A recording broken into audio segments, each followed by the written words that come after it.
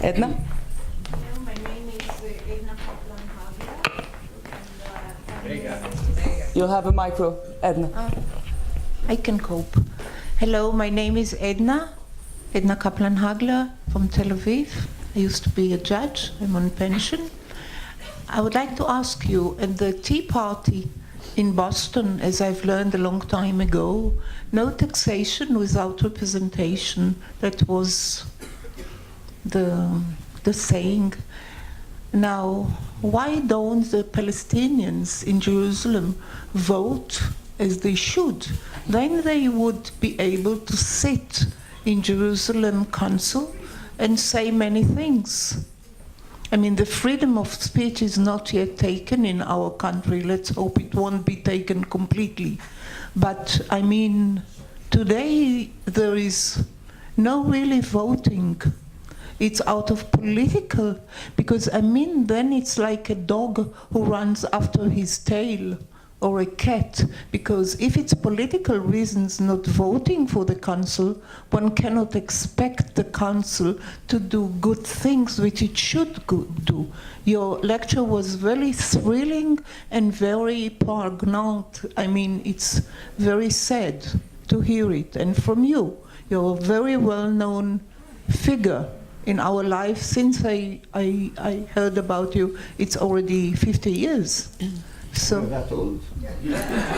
Thank you. One can see that you're from a beautiful aristocratic family.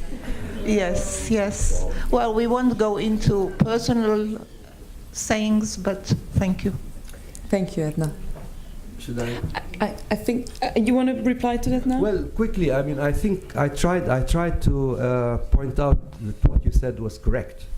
In theory, what you say is true. In practice, the different aspects that must be taken into account in order to understand why people have not done this and how people could do this in the future.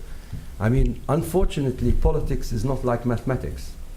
So in mathematics, you know, you have immediate answers. In politics, you might have a good answer. I don't know if it's the right or wrong answer, but even to bring it about takes time.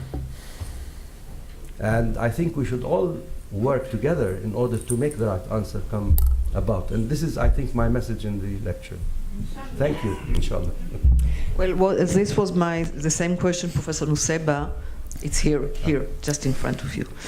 This was the first, because I was dealing and asking myself all the time, you know, in order to get something, politically we are talking now, you should have representative. And you speak about slowly, but we are talking about many, many, many years right now.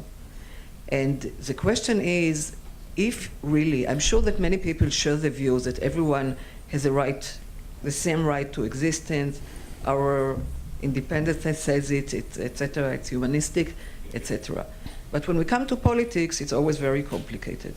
And you have today, according to percentage, a big power, a real big power, and the right to vote in the municipality. So it's not that we have to go slowly, we have to do it fast in order to come to results.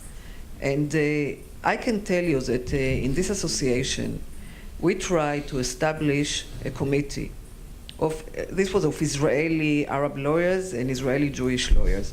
And we did establish it in order to come to fight for human rights, etc., at the president's house. It was very nice at the president's house. Since then, which is a year and a half ago, I'm running after the lawyers, the Arab lawyers, and they're not coming. And we want to help them. So it can't be one-sided. You know, we want to work together. We would love to share.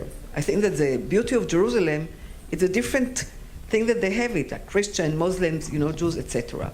And I'm sure that we ourselves would like to see Jerusalem blooming all over. And there are politics that we don't support, you know, everyone with his vision, but really, they really should vote and get these results. Not part of the obligation of the Israeli government too. I'm not saying that, you know, it's not. As I know, now they start to put more money to East Jerusalem, and I would be very happy to see it more. But go ahead and vote. Thank you, Irit. One last question, please. Yes, over there, please.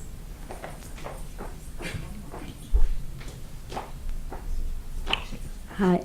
I was curious. I saw a survey in the newspaper that that the Palestinians. Start with your name, please. Sorry, Pnina Name, Shervit Baruch. Okay. Actually, we met, but it's okay. I saw a survey that amongst Palestinians in East Jerusalem, a big percentage said they would prefer, if there was a Palestinian state and Israel, to live in the Israeli side and not in the Palestinian side. And I was wondering, first of all, if you're aware of, is that indeed a tendency, and where does that come from? I mean, how do the Palestinians in East Jerusalem feel vis-a-vis the Palestinian idea of a state and Israel? Do they feel torn in the middle?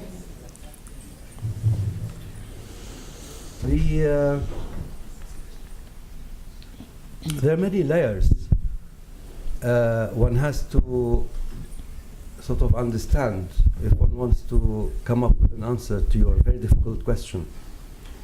And human beings have contradictory components in themselves, and therefore might actually express things in a way that, seen from one perspective, might seem to be contradictory, when to them it is not. Or maybe it is to them contradictory as well.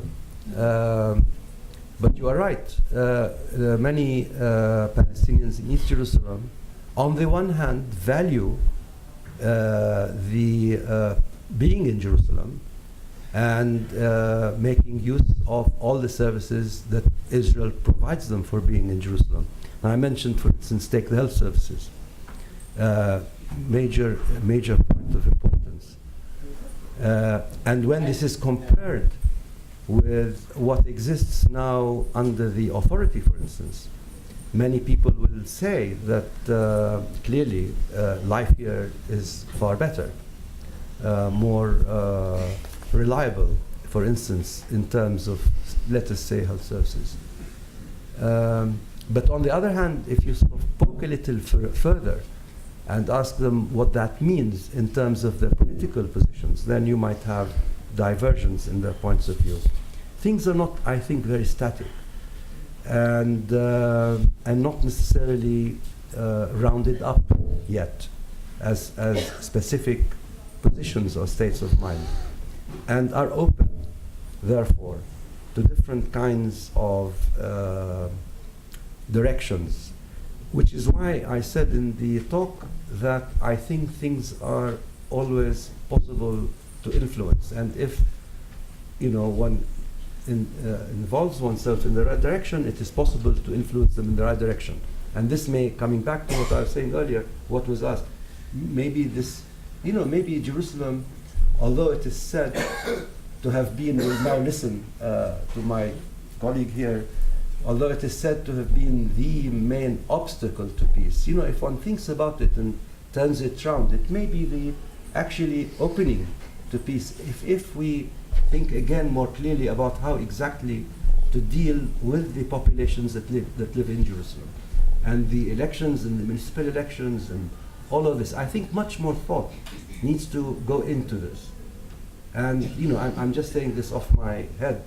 It just occurred to me that actually maybe if one gives it enough thought, maybe one can see a way to use it in order to influence the entire peace process between Israelis and Palestinians. It can be a source of hope in this case. So,